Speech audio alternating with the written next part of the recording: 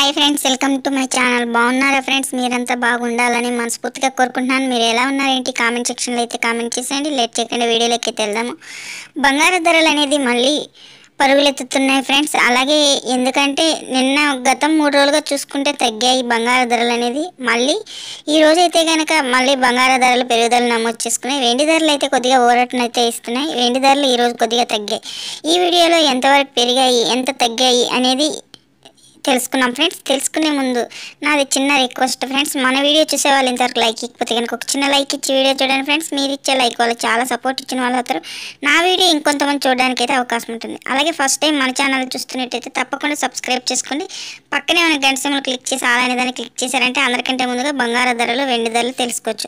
ముఖ్యమైన మన తెలుగు పట్టణాల్లో చూసుకుంటే కనుక తెలంగాణ, ఆంధ్రప్రదేశ్, హైదరాబాద్ 22 క్యారెట్ల బంగారం సవరం 8 గ్రాములు చూసుకుంటే కనుక 52,680 రూపాయలు అయితే ఉంది.